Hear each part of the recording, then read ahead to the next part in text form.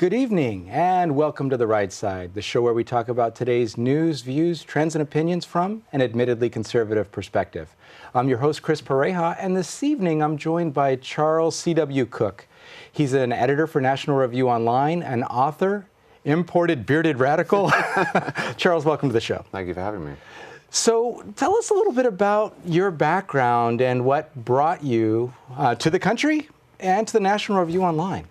Well, I came at the same time. I came to America. I came to National Review. I applied for an internship. As you can hear, I grew up in England, and I had been reading National Review, among other things, for a while. One evening, I had a few glasses of wine with my dad, went upstairs, a few bottles of wine maybe, and saw that they were advertising for a summer intern. I thought I could do that. That would be fun. So I wrote to them and said, I think I could do that and it would be fun. And they wrote back and said, okay. So I came over for a couple of months, which turned into a year, which turned into a green card, which turned into being a full-time writer, which now turned into being the editor. It's interesting because you wouldn't normally think that a reputable conservative type of a publication would be drawing employees, interns, and other things from less conservatively oriented countries. Yeah. But how did you find it? What brought you even to reading that type of illicit material?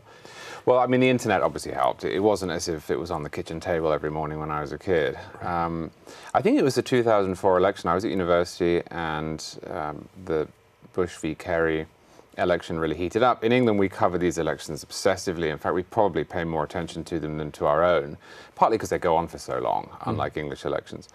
And it just struck me that the election was being covered in a very one-sided way. And so I started looking for other perspectives on it, not with a view to anything in particular, just to expanding my portfolio. And I found National Review, of course, and then I started sort of reading it as my guilty pleasure every day, which I've continued to do now for, well, I suppose that's 15 years ago, almost. And then, of course, you start quietly agreeing with it, but not quite acknowledging that to yourself until you're too deep into the cult to leave. And so, as we were talking before the show, you said that there were a number of thought processes that you kind of grew up with that have evolved over time. And in the things that you cover for National Review Online, you tend to go after things that are First Amendment related, Second Amendment related, federalism related types of topics. Yeah. But it's kind of a contrarian opinion from what you grew up with in many of these cases, right? What prompted that? Well, I wasn't very political. I'd inherited a lot of political views that I'd never really challenged, but I didn't know much about it. In fact, somewhat embarrassingly, before 9/11, I didn't know who the American president was. I mean, I'd known who Bill Clinton was because he obviously became famous in 1998, but I didn't really know anything about politics. And when I was at university, I became interested, and I discovered a bunch of ideas that were at odds with those that I had just assumed were my own. I read the history of the American founding, British colonial America, and two things really interested me. The first is I read the Federalist Papers, and I thought, well, I believe this. Does that make me a radical? But the other thing was, they were British ideas, which is something that I really had never been brought up with. I mean, it's not the case anymore that Britain has that sort of focus on individual liberty. But if you read the founders' letters of complaint, or from the 1760s through to the Revolution, then they're not saying, well, we hate the British, we want to get rid of them, we wish to be, our own country. They're saying, please don't deprive us of our British liberty. We consider ourselves loyal British subjects. And I found that absolutely fascinating. But then you start thinking, so wait a minute, is there a country somewhere else that has incubated all these ideas that my own country is supposed to hold itself? And there's only really one country in the world that does that, and that's America. And I think I became more and more interested in America as sort of the heir to what England had been. What's interesting is your approach. We're told around the world that we're hated and that we need to convert to the rest of the world's train of thought. Yeah. Because who would want to come here if we weren't like them? And yet, you read it, you read the papers, you did your research, and you started to see that the ideals they're not just British arguments, it's freedom arguments. No, it's universal. It's universal, absolutely. And yet we're told we need to give that up and be like everyone else. And you said, no, the uniqueness is what interested Well, that's exactly right. And I think you can see from immigration patterns that a lot of people are attracted to it. And if they're not attracted to the ideas explicitly, you know, not everyone had the opportunity to spend 3 years reading the Federalist Papers. I was lucky. Then they're attracted to the consequences. I mean, again, I came from a country that is pretty good. It's you know, I have a lot of complaints about Britain, but my life was never in danger. I was never wanted food. A lot of people around the world, they're persecuted for their religion or their country is a humanitarian disaster. And so maybe they're not sitting there saying, well, in Federalist 46, you know, James Madison says this, but they do know that if they move to the United States, they won't be persecuted. They do know they'll be able to speak. They do know they'll have economic opportunity. And there is more opportunity here than in other countries. I think it would be an enormous mistake for America to give up what makes it unique. And I think a lot of immigrants do feel like that. I left for a reason. That's been my experience as well. And another thing that's interesting about you, a lot of our own citizens that were born here don't take the time to research. They don't know about the founding. They haven't thought about where do these ideas come from and do they apply to me at all. They just take what's kind of fed to them. Yeah, yeah. And so you dug deeper. A lot deeper, a lot deeper. I think that this is really the only place in which the great, and I use the word in its old sense, the great liberal tradition has been maintained. Right. Generally speaking, if you lose that, you don't ever get it back. And not only did I want to live here, but I always wanted to live in America, actually, even before I had any political leanings. But not only did I want to live here and enjoy it, but I also felt a certain responsibility to try to keep it. Because I think if it goes, it's not as if America will become a tyranny if it loses what is unique about it, but it will become a middle-of-the-road, boring place in which people aren't free to live out their best lives. Right. I wouldn't want to live in a world without America as it is. And so you started to allude to in this last little piece about people coming here because they want the ability to speak out and not be persecuted for it. First Amendment oriented things. Do you think we're at risk of losing our First Amendment at all? And if so, why? Well, I don't think we're at risk of losing the First Amendment legally.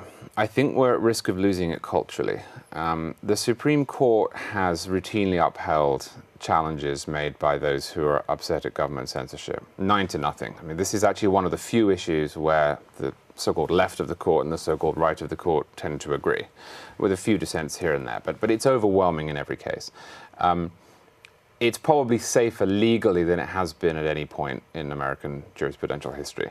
Culturally, it is probably most at risk, maybe more so than it's ever been, because there is much less acceptance now, especially in organizations that dominate the culture, of what I would call the right to be wrong. You know, the old test in America was, would you think a neo-Nazi should be able to speak? And people generally understood that, well, of course everyone hates neo-Nazis, but that doesn't mean you take away their First Amendment rights. Now there is a tendency to argue that if you're defending their right to speak, you're defending them, you're defending their ideas, you're even endorsing them. Right. And that's very, very dangerous. I think also when it comes to what we've seen on college campuses, there's a view that we shouldn't be treated as individuals with First Amendment rights, but as groups, and we should be pushed into a hierarchy of oppression and privilege, and that should determine how and when people should speak, which is, of course, nonsense. And that's deleterious to a culture of individual rights. And it's interesting in the way that cultural push is occurring. You see when someone says something someone doesn't like, now there's a boycott, so they try to go after them financially in other ways if they can't do it through the courts. Yes. And is that one of the ways that you're talking about it shifts, the cultural shift is happening that puts it at risk? I think so. I mean, because it's an instinct that I don't understand. People say silly things all the time. I don't know at what point we lost our capacity to roll our eyes or just to laugh at them. I mean, mockery is a great tool within the First Amendment context. Right. You don't need to ruin someone's life. You don't need to call up their employer or take away their advertisers or get them fired from a university or push them to the margins of your social group. And it also makes us flabby thinkers. I mean, I often tell people this, that when I was at university, I once had this long debate over drinks with a socialist, and I didn't know enough about politics to really engage in it, and he just completely destroyed me, as the internet would say. I mean, he just wiped the floor with me for 2 hours, and it was one of the best things that ever happened to me, because I thought, I've got to get a lot sharper, I've got to understand what I'm talking about. But if he had been silenced, or I had said, well, I won't speak to him because he's on the other side, because I find his ideas offensive, I would have remained much less able to articulate my own point of view. Right. That's a huge problem for a democracy. So I think that legally we're fine, but culturally we're really going down a dangerous road. Were your feelings hurt? Did you sue him for it? I didn't sue him for it. I guess now I would have tried to have him expelled or something. You have to have him thrown out exactly. And banned from bars where you might be present. Right, exactly. Because you don't want to be offended. Exactly. I have to set up my own space. Right. So another idea that you've evolved on, you came from a very anti-gun kind of country, and now you're talking about defending Second Amendment rights. How did that transpire?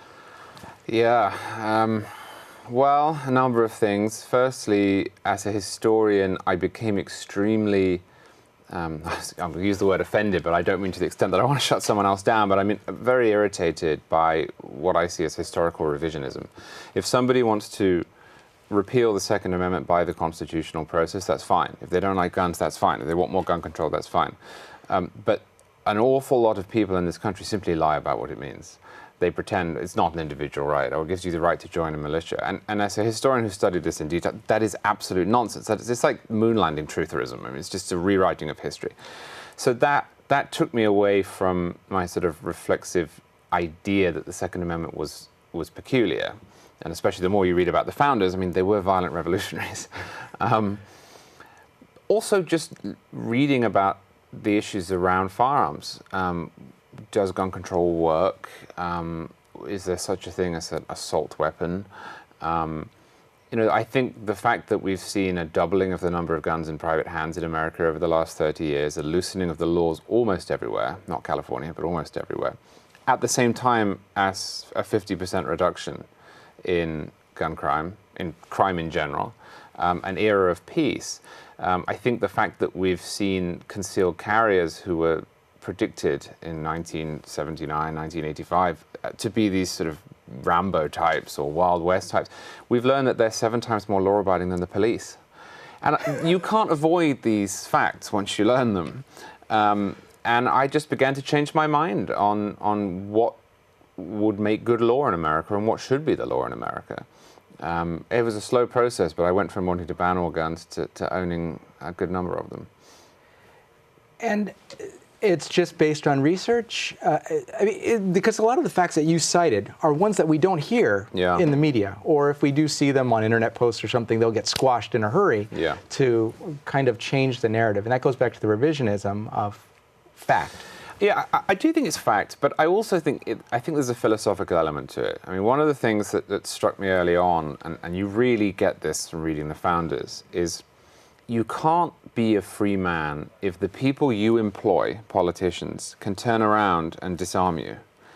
It doesn't make much sense to say, you may take away from me the final check I have on your power. Right. And that had a profound effect on me the more libertarian I became.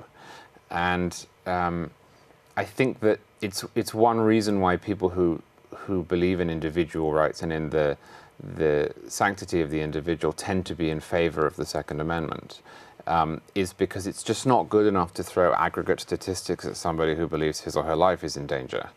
And when you combine that with the facts within the gun control debate, I think it's difficult not to come out of a lot of study at least being skeptical towards much of the rhetoric we hear on television. Right. Well, working from inside, I would say, alternative media, you have contrary views. or the National Review Online will bring up contrarian types of topics for discussion and debate and everything else. What do you think would be the secret to getting more of that thinking out, or being able to present the argument on a larger scale? What would it take? Well, it's tough. One reason it's tough is that if you look at academia, there was a conscious attempt to take it over. I think with the media, I think a certain sort of person gravitates towards it. I think it's a self-selection problem. Much as in business, you find often people lean to the right, and they choose to go into business or they choose to go into the media. But with academia, I mean, in the 1960s, the Students for a Democratic Society, they put out a statement, the Port Huron statement, saying, we are going to take over the universities, and here's why, and here's what we're going to do with it. And they did it. And that really, the reason they wanted to do it was because they wanted to mold minds from a young age, and they thought that you know, the more that research and scientific analysis became the norm, the capacity to skew that in their direction would be profoundly important politically. And they won. They did that. And so it's difficult, you know, somewhere like National Review, because even if your view, for example, on the Second Amendment is entirely mainstream, as mine is, the way in which people interact with you to start with is as if you're in a corner. You're a little bit different, because that's what they've been taught. That's what they've been told to expect. Right. So that's the biggest challenge that we face. But I do think the last election showed that the power of that cultural elite is not as efficacious as we are often led to believe. You know, I was not a great fan of Donald Trump, although I certainly wasn't a fan of Hillary Clinton. I resemble both of those remarks. But the fact is that people seem to tune out the voices that were telling them, you can't think that and you can't do that. And I wonder whether conservative media and alternative media ought to feel a little emboldened by that and feel more confident because of that and stop apologizing for itself. Now, National Review has never apologized for itself, but it's worth challenging the premise. You know, I mean, when I go on television, I'm often introduced as, oh, here's Charles Cooke and he thinks these different things. But is that true? I mean, I believe in lower taxes. Is that an unpopular position in America? It's not. I believe in the Second Amendment. I believe in free speech. These aren't unpopular positions in the country at large, and we should proceed from that.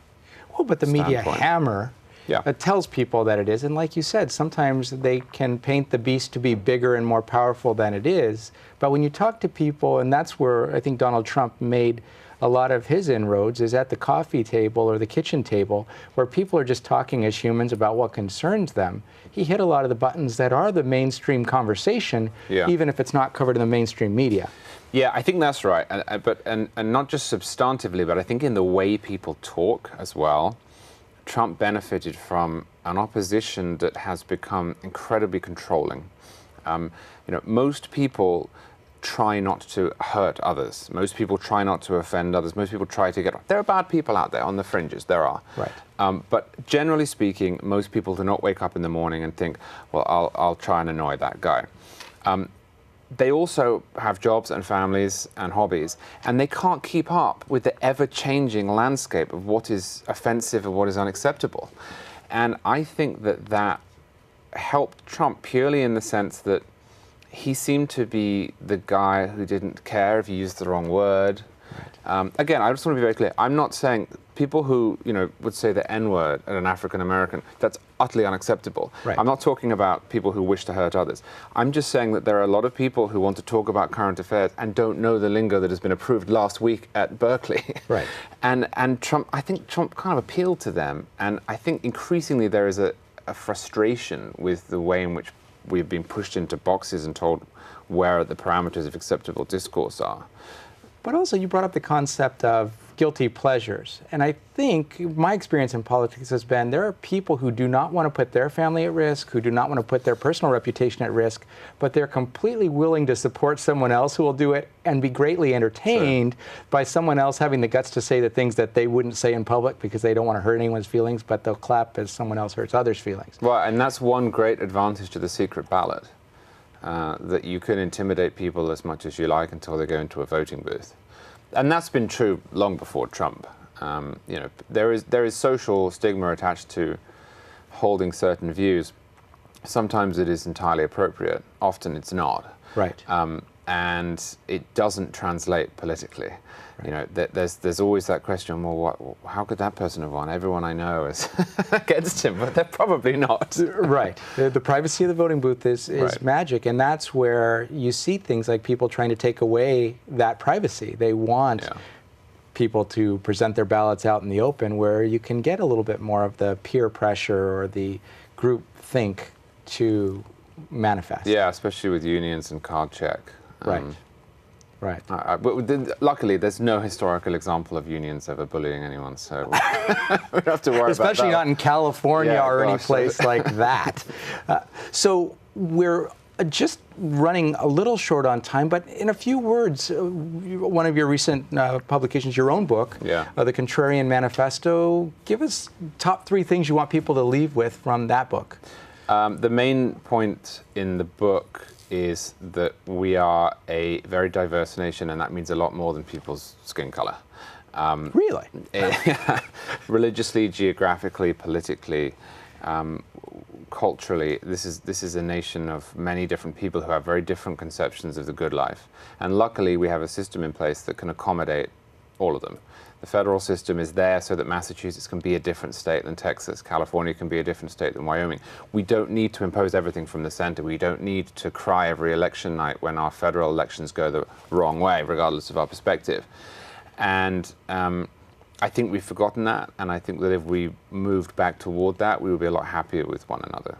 Right. And just talking about all the things that make us unique, it doesn't have to be a bad thing. No, it's not a bad thing. You see, I would argue it's very much not a bad thing. Right. The fact that the Mississippi Baptist and the Brooklyn hipster can live in the same country is great. They shouldn't be spending their time working out how to crush each other. Right. I want to live in a country like that. I mean, it's one of the lovely things about America. When you drive across it, you see how different it is. You drive from New Orleans to Los Angeles, my goodness me, what do you see? Yeah. You see 10 different countries, probably more. Right.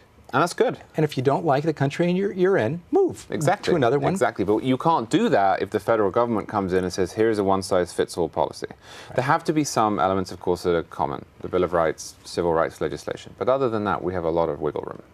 Excellent. So I'm sure many people will be intrigued by your thought processes. How do they find out more about you? Well, they can go to nationalreview.com, or there's a lot of information on my own website. It's charlescwcooke.com. Or they can go on line and find my Twitter account, which is @CharlesCWCooke, and go from there. And just so people can spell Cooke correctly? It's a C-O-O-K-E. Perfect. Thank you for joining us, Charles. If you'll hold on for just a moment, we'll be back after a word from our underwriters, the Liberty Forum.